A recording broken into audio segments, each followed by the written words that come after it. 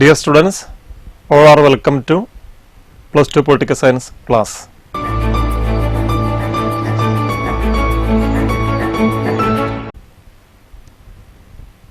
ഇന്നത്തെ ഈ ക്ലാസിൻ്റെ പ്രത്യേകത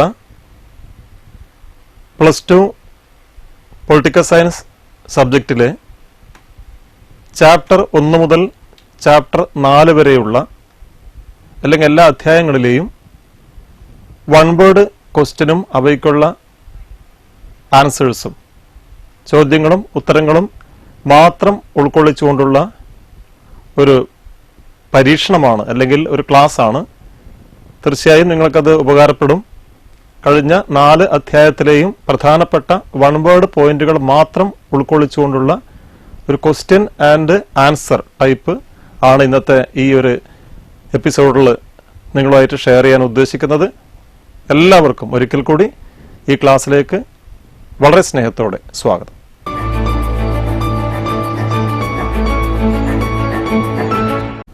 അപ്പോൾ നമുക്ക് ക്ലാസ് ആരംഭിക്കാം. നേരത്തെ പറഞ്ഞതുപോലെ കൃത്യമായി ചോദ്യവും ഉത്തരവും എഴുതിയെടുക്കാം. അതിനുള്ള സാവകാശം നിങ്ങൾക്ക് ലഭിക്കും. അപ്പോൾ നമുക്ക് നേരിട്ട് പോകാം. ഒന്നാമത്തെ ചോദ്യം, ട്രിസ്റ്റ് വിത്ത് ഡെസ്റ്റിനി എന്ന പ്രശസ്തമായ പ്രസംഗം ആരുടേതാണ്? അല്ലെങ്കിൽ ഈ പ്രസംഗവുമായി ബന്ധപ്പെട്ട വ്യക്തി ആരാണ്? ട്രിസ്റ്റ് വിത്ത് ഡെസ്റ്റിനി, ഈ സ്പീച്ചുമായി ബന്ധപ്പെട്ട വ്യക്തി Jawaharlal Nehru. Tryst with destiny, Jawaharlal Nehru. റെഡിയാണല്ലോ? ഓക്കെ. രണ്ടാമത്തെ ചോദ്യം, അതിർത്തി ഗാന്ധി എന്ന പേരിൽ അറിയപ്പെടുന്നത് ആരാണ്? ഖാൻ അബ്ദുൾ ഗാഫർ ഖാനാണ് അതിർത്തി ഗാന്ധി എന്ന് അറിയപ്പെടുന്നത്. ഓക്കെ. മൂന്നാമത്തെ ചോദ്യം, ഇന്ത്യയുടെ ഉരുക്കു മനുഷ്യൻ എന്ന പേരിൽ അറിയപ്പെടുന്നത് ആരാണ്? സർദാർ വല്ലഭഭായ് പട്ടേലാണ് ഇന്ത്യയുടെ ഉരുക്കു മനുഷ്യൻ എന്ന പേരിൽ അറിയപ്പെടുന്നത്. അടുത്ത ചോദ്യം, പട്ടേലിനെ ആദ്യമായി സർദാർ എന്ന് അഭിസംബോധന ചെയ്തത് ആരായിരുന്നു? വല്ലഭായ് പട്ടേലിനെ സർദാർ എന്ന് അഭിസംബോധന ചെയ്തത് മഹാത്മാഗാന്ധിയായിരുന്നു. ചോദ്യം, പ്രത്യേകം ആന്ധ്രാപ്രദേശ് സംസ്ഥാനത്തിന് വേണ്ടി 56 ദിവസം ഉപവാസമനുഷ്ഠിച്ച് മരണപ്പെട്ട വ്യക്തി ആരാണ്? ഉത്തരം പോറ്റി ശ്രീരാമുലു. സെപ്പറേറ്റ് ആന്ധ്ര സ്റ്റേറ്റിന് വേണ്ടി ഉപവാസമനുഷ്ഠിച്ച് മരണപ്പെട്ട വ്യക്തി പോറ്റി ശ്രീരാമുലു. ആന്ധ്ര സംസ്ഥാനം രൂപീകൃതമായ വർഷം എപ്പോഴാണ്? 1952. സംസ്ഥാന പുനഃസംഘടനാ കമ്മീഷൻ നിലവിൽ വന്ന വർഷം 1953. 1953. ചോദ്യം, തെലങ്കാന സംസ്ഥാനം രൂപീകൃതമായ വർഷം ഏതാണ്? 2014 തെലങ്കാന സംസ്ഥാനം രൂപീകൃതമായത്. ഇന്ത്യയിൽ തെരഞ്ഞെടുപ്പ് കമ്മീഷൻ നിലവിൽ വന്ന വർഷം ഏത്? ഇന്ത്യയിൽ തെരഞ്ഞെടുപ്പ് കമ്മീഷൻ നിലവിൽ വന്ന വർഷം ഏത്? 1950 ജനുവരി മാസം. ഓക്കെ. അടുത്ത ചോദ്യം, ഇന്ത്യയിലെ ആദ്യത്തെ മുഖ്യ തെരഞ്ഞെടുപ്പ് കമ്മീഷണർ ആരായിരുന്നു? ഈ കഴിഞ്ഞ മാർച്ചിലെ പരീക്ഷയ്ക്ക് ചോദിച്ചിട്ടുണ്ട്, ഓർമ്മയുണ്ടാവും. സുകുമാർ സെൻ. സുകുമാർ സെന്നാണ് ഫസ്റ്റ് ചീഫ് ഇലക്ഷൻ കമ്മീഷണർ എന്ന് അറിയപ്പെടുന്നത്. കോൺഗ്രസ് സോഷ്യലിസ്റ്റ് പാർട്ടി അഥവാ CSPയുടെ സ്ഥാപക പ്രസിഡന്റ് ആരാണ്? ആചാര്യ നരേന്ദ്രദേവ് ആണ്. ആചാര്യ നരേന്ദ്രദേവ്. കേരളത്തിൽ തെരഞ്ഞെടുപ്പിലൂടെ ആദ്യമായി അധികാരത്തിൽ വന്ന ഗവൺമെന്റ് ആരുടെ നേതൃത്വത്തിൽ ഉള്ളതായിരുന്നു? കമ്മ്യൂണിസ്റ്റ് മന്ത്രിസഭയായിരുന്നു. നേതൃത്വം EM ശങ്കരൻ നമ്പൂതിരിപ്പാട് അഥവാ ആദ്യത്തെ മുഖ്യമന്ത്രി EMS. കേരളത്തിന്റെ ആദ്യത്തെ മുഖ്യമന്ത്രി EMS. ഒരു മാർക്കിന്റെ ചോദ്യമാണ്, ശ്രദ്ധിക്കുക. എഴുതിയല്ലോ? അടുത്ത ചോദ്യത്തിലേക്ക് പോകാം. പട്ടികജാതി പട്ടികവർഗ ഫെഡറേഷന്റെ സ്ഥാപകൻ ആരാണ്? പട്ടികജാതി പട്ടികവർഗ ഫെഡറേഷന്റെ സ്ഥാപകൻ ഡോക്ടർ BR അംബേദ്കർ. അടുത്ത ചോദ്യം, 1951 സ്ഥാപിതമായ ഭാരതീയ ജനസംഘ് എന്ന പാർട്ടിയുടെ സ്ഥാപകൻ ആരാണ്? BJS, ശ്യാമപ്രസാദ് മുഖർജി. BJSന്റെ സ്ഥാപകൻ ശ്യാമപ്രസാദ് മുഖർജി.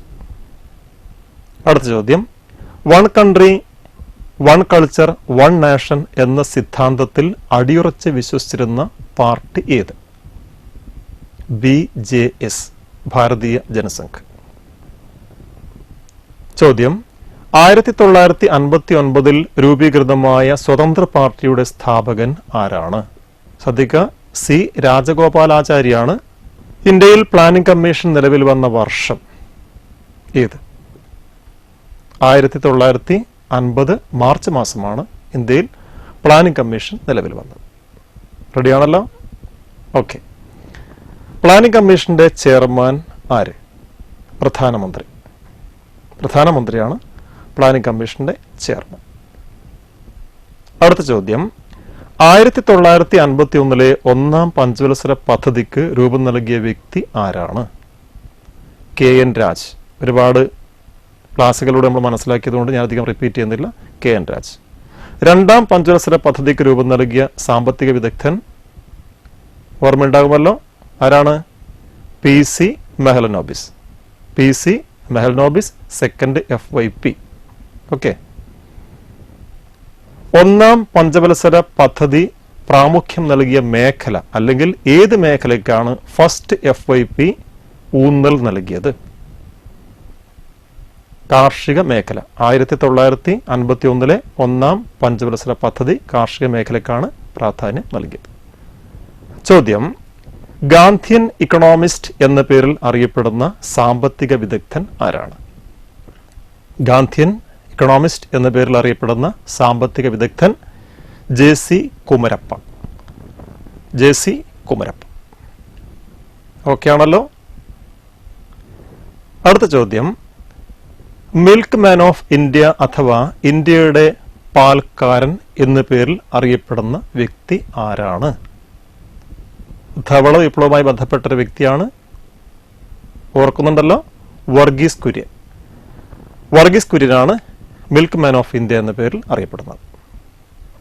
ഹരിത വിപ്ലവവുമായി ബന്ധപ്പെട്ട വ്യക്തി ആര്? വളരെ ഈസിയാണ്. MS സ്വാമിനാഥൻ.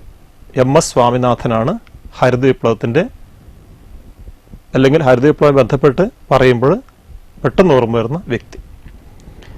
ചേരിചേരാ രാജ്യങ്ങളുടെ ഒന്നാമത്തെ സമ്മേളനം അഥവാ ഉച്ചകോടി നടന്നത് എവിടെ, ഏത് വർഷം? അത് 2 ചോദ്യമുണ്ട്. ഒന്നാമത്തെ ചോദ്യത്തിന് ഉത്തരം ബൽഗ്രേഡിലാണ്. വർഷം 1961. The first NIM summit at Belgrade 1961.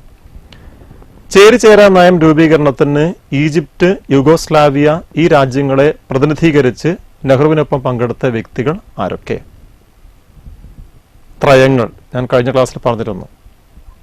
NIMുമായി ബന്ധപ്പെട്ട ത്രയങ്ങൾ: ജവഹർലാൽ നെഹ്റു, ഗമാൽ അബ്ദുൽ നാസർ, ജോസഫ് ടിറ്റോ. ഓർക്കുക, നെഹ്റു, നാസർ, ടിറ്റോ. ചേരിചേരാ പ്രസ്ഥാനത്തിന്റെ അമരക്കാർ. ബംഗ്ലാദേശ് യുദ്ധം നടന്ന വർഷം ഏത്? ചോദ്യം, ബംഗ്ലാദേശ് യുദ്ധം നടന്ന വർഷം. ഉത്തരം 1971. മറ്റൊരു ചോദ്യം, അവാമി ലീഗ് സ്ഥാപിച്ച വ്യക്തി ആരാണ്? ഷെയ്ഖ് മുജീബുർ റഹ്മാൻ ആയിരുന്നു അവാമി ലീഗ് സ്ഥാപിച്ചത്. ഷിംല എഗ്രിമെന്റ് അഥവാ സിംല കരാറിൽ ഒപ്പിട്ട വ്യക്തികൾ ആരെല്ലാം? ഇന്ദിരാഗാന്ധിയും സുൽഫിക്കർ അലി ഭൂട്ടോയും. ഓർക്കുക, ഇന്ദിരാഗാന്ധി, സുൽഫിക്കർ അലി ഭൂട്ടോ. ഷിംല എഗ്രിമെന്റ് കൃത്യമായി എഴുതിയെടുക്കുന്നുണ്ടല്ലോ? ഓക്കെ, പോകാം അടുത്ത ചോദ്യത്തിലേക്ക്. റെഡി? താഷ്കന്റ് ഉടമ്പടി നിലവിൽ വന്ന വർഷം ഏത്?